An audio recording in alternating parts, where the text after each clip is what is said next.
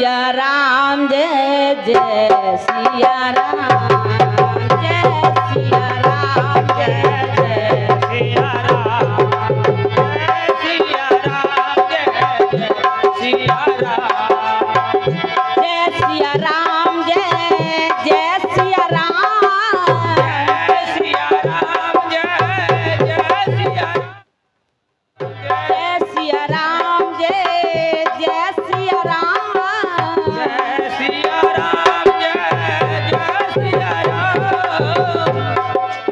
और हमारी माताएं बहनें ऐसी बैठी हैं, देखो सारी सर्दी दूर हो जाएगी अगर भगवान का कीर्तन करोगे तालियों के साथ। और आपके हाथ दिए हो तो तालियां बजाना, अगर परमात्मा ने हाथ ना दिए हो तो मत बजाना। अगर दिए हैं और बजाओगे नहीं तो आपके बगल वाले की सौगंध है जिसको आप ज्यादा चाय दिए। और हमारे भाई बंद भी मौन न बैठे रहे, क्योंकि माता बहनों के लिए सब कुछ नहीं है। क्योंकि ज्यादातर लोग जो बड़े वक्ता होते हैं बताते हैं कि पति की सेवा करो, सास की करो, गुरुओं की करो। क्या भाई बंधुओं के लिए नहीं लिखा है? उनके लिए भी ये लिखा है, मोह अतिशय प्रतीत मन केरी और जिम सपने ही पर नारना घेरी। ऐसा नहीं कि माताओं के लिए एक ही धर्म, एक व्रत नेमा, आप चाहे श्रीदेवी का सपना देखते रहो, ऐसा नहीं। आपके लिए भी पत्नी व्रत धर्म है, अगर माताओं के लिए है तो आपके लिए भी है। इसलिए सभी लोग तालियां बजाकर संकीर्तन करेंगे, जय सिया राम जय जय सिया राम जय सिया राम जय जय सिया राम जय सिया राम जय जय सिया राम जय सिया राम जय जय सिया राम जय सिया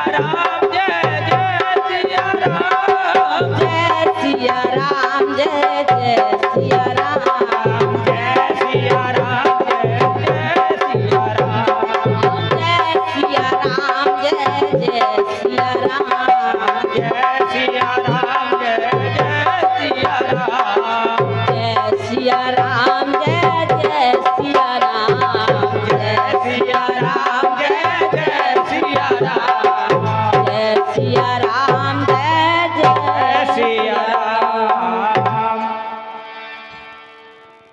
क्योंकि इस ग्राम में मुझे बहुत प्यार मिलता है और बहुत ही मान सम्मान देते हैं सभी लोग। मैं माताओं से और भाइयों से और पिताओं से सभी का धन्यवाद करती हूँ कि जो आप मुझे इतना सम्मान देते हैं।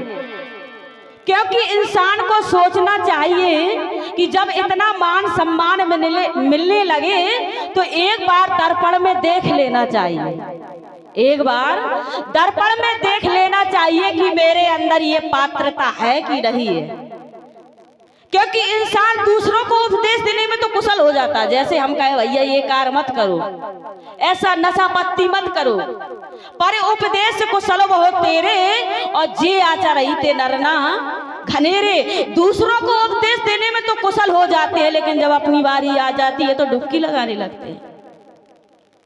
इसलिए पहले अपने आप को देखना चाहिए कि हम में वो पात्रता है या नहीं है। एक समय की बात है, जब भगवान पैदा हुए तो मास दिवस का दिवस वहां मरम न जाने कोई। परमात्मा के किसी को मरम को कोई जान नहीं सकता, तो मरम ना जाने कोई। भगवान ने सोचा कि जब से मैं पैदा हुआ हूं तब से ये उत्सव मना रही है,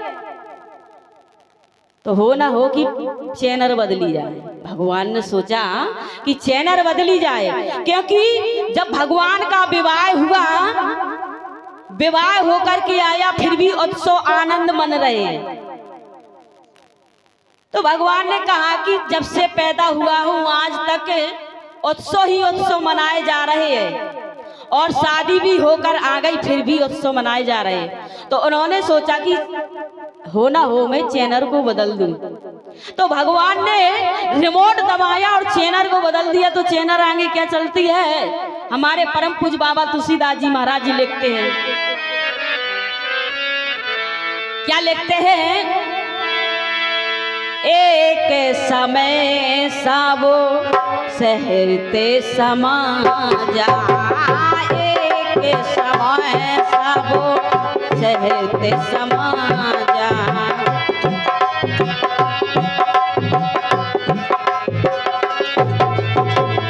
एक समय सबो सहते समाजा, एक समय सबो सहते समाजा।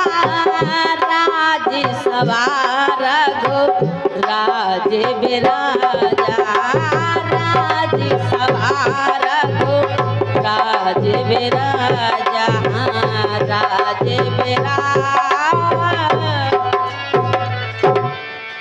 एक समय सब सहत समाजा, भगवान ने चैनर बदल दी, क्योंकि जब ते राम ब्याह घर आए नित नव मंगल मोद बधाए। बधाए बज रही है तो भगवान ने चैनर बदल दी। एक समय सब सहत समाजा और राजसभा रघुराज विराजा।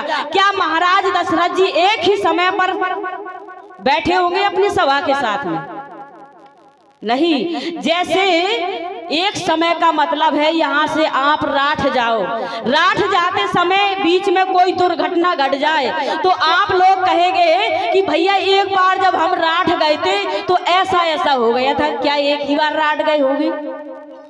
गए तो कईयों बार हो गए, लेकिन एक बार घटना ऐसी घट गई कि जो आपने एक बार कह दिया। क्योंकि रामायण में एक बार 18 बार आया है, क्योंकि यहाँ पर बहुत पाठ होते हैं। यहाँ पर हमारे भाई बंद बहुत रामचरितमानस को पढ़ते हैं, क्योंकि हमारे मस्ताना जी डालते रहते हैं और मैं देखती रहती हूँ, मोबाइल में डालते रहते हैं। आपको शायद पता ना हो, जो भी बड़ा मोबाइल चलाता है तो हम भी सुनते रहते हैं कि आज वहाँ पर अखंड पाठ का रामायण का पाठ हो रहा है, तो सुनते रहते हैं। तो क्योंकि 18 बार एक बार आया है, जैसे एक बार भूपद मनमाही भय गिलान मोरे सुतनाही, तो क्या एक ही बार गिलानी हुई होगी?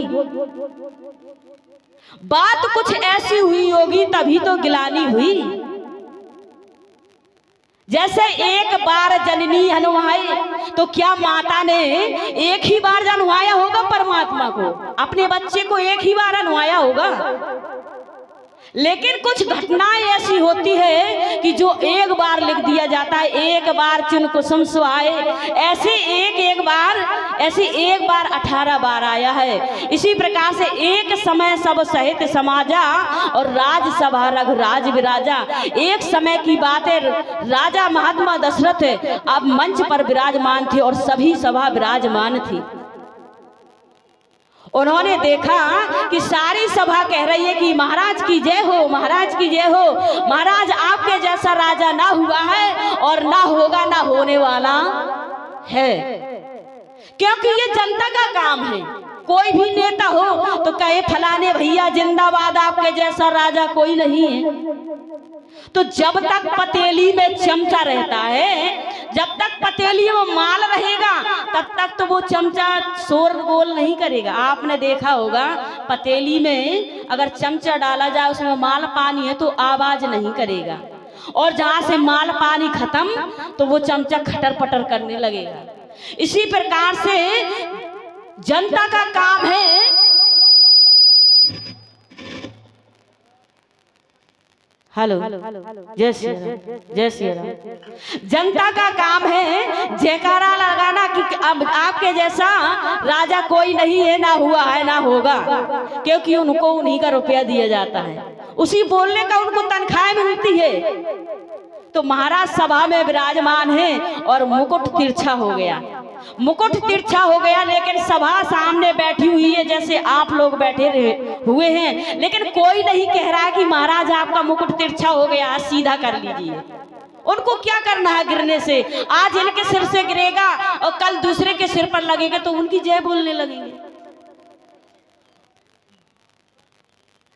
ये है समाज का काम कि आज इनके सिर से गिरेगा और जो कल पहनेगा तो उसकी जय बोलने लगेंगे।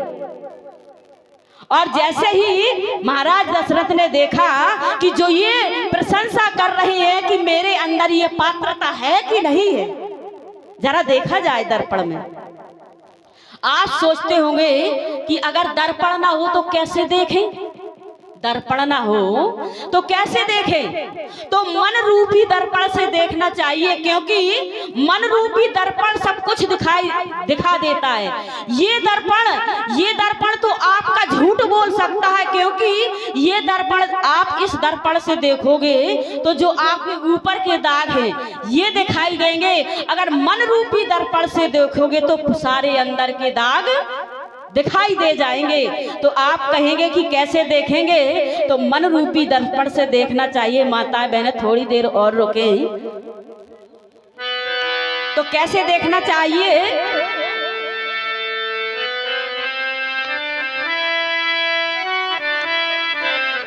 भले बुरे सारे कर्मों को, भले बुरे